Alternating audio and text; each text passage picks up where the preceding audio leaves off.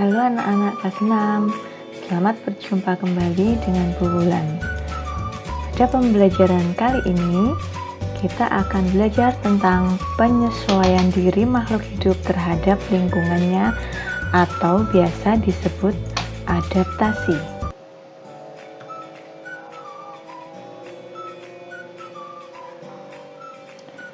Makhluk hidup melakukan adaptasi mempunyai beberapa tujuan. Yang pertama adalah untuk mencari makanan. Tujuan yang kedua adalah untuk melindungi diri dari pemangsa. Tujuan yang ketiga yaitu untuk mempertahankan jenisnya. Adaptasi dibagi menjadi beberapa jenis. Yang pertama adalah morfologi atau bentuk tubuh. Yang kedua adalah fisiologi atau fungsi kerja tubuh. Dan yang ketiga adalah tingkah laku.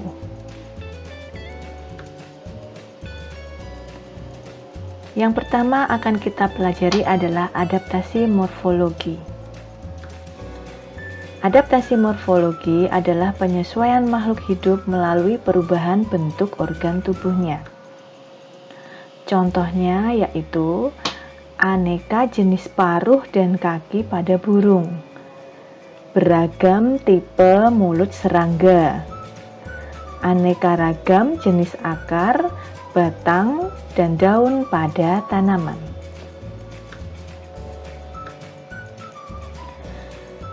Adaptasi morfologi pada hewan yang pertama akan kita pelajari yaitu tentang bentuk kaki burung.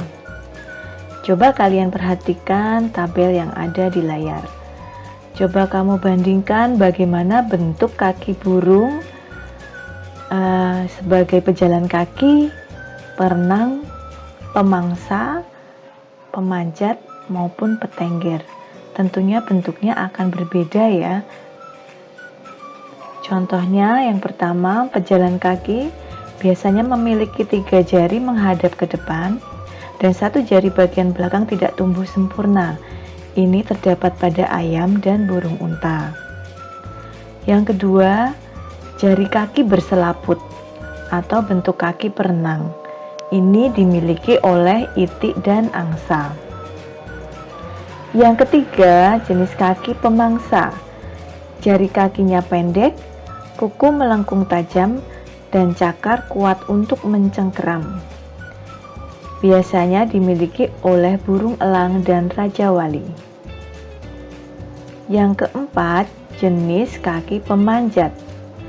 Jari terdiri atas 4, dengan 2 jari berada di depan, dan 2 jari lainnya berada di belakang. Ini dimiliki oleh burung pelatuk. Yang kelima adalah kaki petengger. Jari kakinya panjang dan telapak kakinya datar untuk bertengger di ranting-ranting pohon. Ini biasanya dimiliki oleh burung kutilang dan burung kenari. Adaptasi morfologi berikutnya yaitu bentuk paruh burung. Coba kalian perhatikan gambar bentuk paruh burung, itik, elang, burung pipit, pelatuk, pelikan, maupun ayam. Pada paruh itik, biasanya paruhnya berbentuk seperti sudu dan pangkalnya bergerigi berguna untuk menyaring makanan dari air dan lumpur. Pada burung elang, paruhnya tajam, kuat, runcing, dan agak membengkok untuk mengoyak makanan yang berupa daging. Pada burung pipit, paruhnya pendek, tebal, dan runcing untuk memecah biji-bijian seperti padi.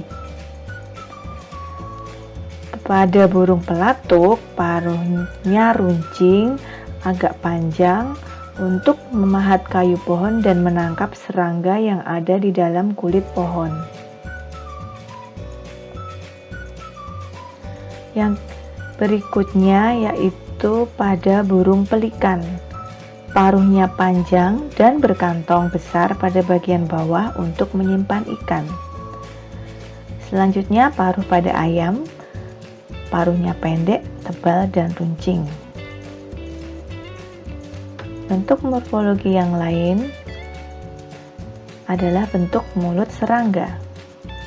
Coba bandingkan mulut pada belalang yang berfungsi untuk menggigit, mulut pada lalat yang berfungsi untuk menjilat, mulut pada kupu-kupu yang berfungsi untuk menghisap nektar, dan mulut pada nyamuk yang berfungsi untuk menusuk.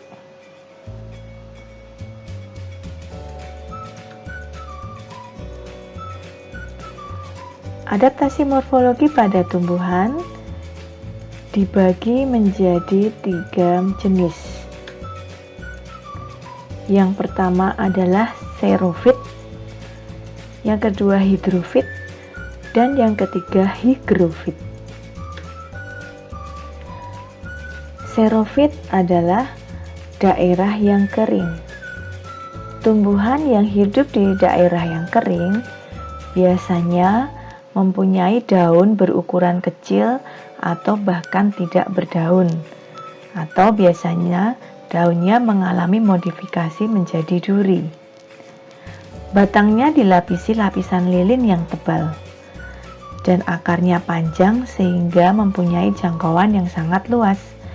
Ini biasa dimiliki oleh tanaman kaktus. Yang kedua adalah hidrofit atau lingkungan berair. Tanamannya biasanya berdaun lebar dan tipis, serta mempunyai banyak stomata. Batangnya berongga berisi udara, sehingga mudah untuk mengapung. Ini biasanya dimiliki oleh tanaman teratai.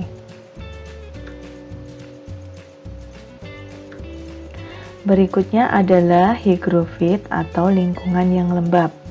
Contoh tanamannya yaitu tanaman paku-pakuan seperti pakis, kemudian lumut, dan keladi.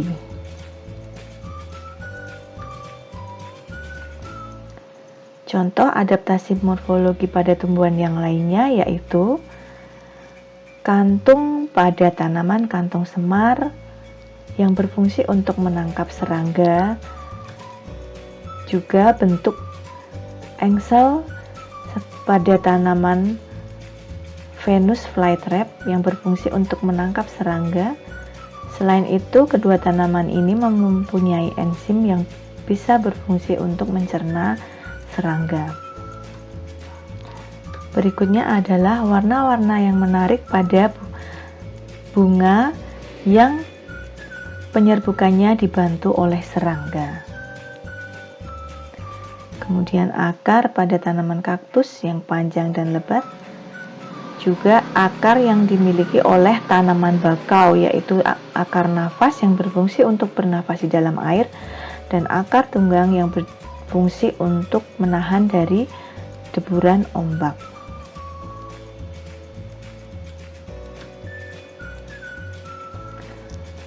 Adaptasi yang kedua adalah adaptasi fisiologi. Adaptasi fisiologi adalah penyesuaian diri makhluk hidup melalui fungsi kerja organ. Adaptasi ini berlangsung di dalam tubuh sehingga sulit untuk diamati. Adaptasi fisiologi pada manusia, contohnya, jumlah sel darah merah orang yang tinggal di pegunungan lebih banyak jika dibandingkan dengan orang yang tinggal di pantai atau dataran rendah. Yang kedua, ukuran jantung pada atlet rata-rata lebih besar daripada ukuran jantung orang biasa.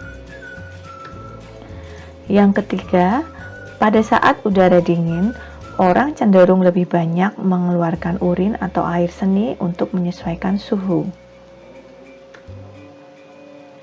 Adaptasi fisiologi pada hewan.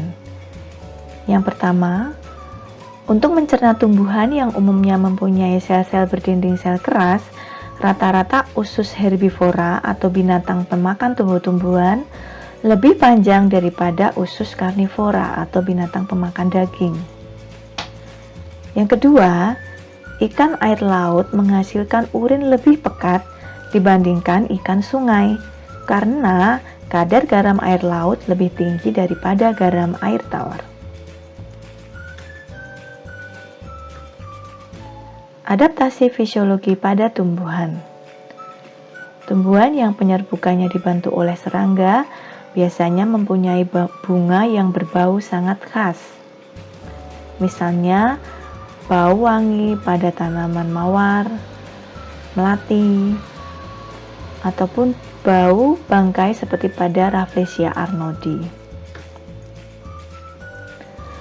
Tumbuhan tertentu menghasilkan zat khusus yang dapat menghambat pertumbuhan tumbuhan lain atau melindungi diri terhadap herbivora.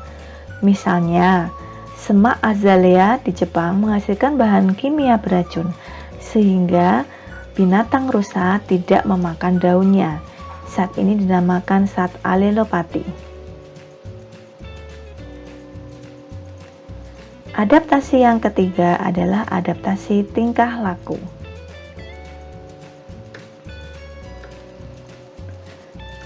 Contoh yang pertama adalah mimikri. Apakah kalian tahu ini gambar binatang apa? Ya, ini adalah bunglon. Bunglon akan melakukan mimikri, yaitu perubahan warna tubuhnya menyesuaikan tempat dia berada. Ini berfungsi untuk mengelabui mangsa. Yang kedua adalah sengat pada binatang kalajengking. Kalajengking akan menggunakan sengatnya untuk melindungi dirinya dari pemangsa. Yang ketiga adalah cumi-cumi. Cumi-cumi pada keadaan terdesak akan mengeluarkan tintanya untuk melarikan diri dari pemangsanya. Contoh yang lain adalah autotomi pada binatang cecak, yaitu kemampuan cecak untuk memutuskan ekornya. Hal ini dilakukan untuk mengelabui musuhnya. Berikutnya adalah hewan paus. Paus dan beberapa mamalia laut lainnya akan muncul ke permukaan setiap 30 menit sekali untuk menghirup oksigen. Yang ketiga adalah hibernasi atau tidur panjang pada binatang yang tinggal di daerah dingin seperti beruang atau beberapa jenis tikus, ataupun estivasi, yaitu tidur panjang pada binatang yang tinggal di daerah yang panas.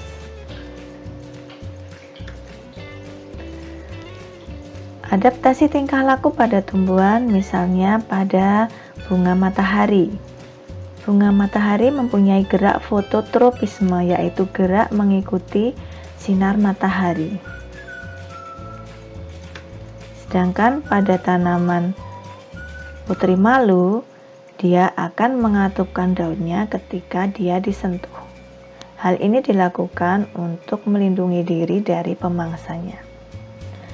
Nah, anak-anak, demikian materi tentang adaptasi pada makhluk hidup. Sampai jumpa pada pembelajaran selanjutnya.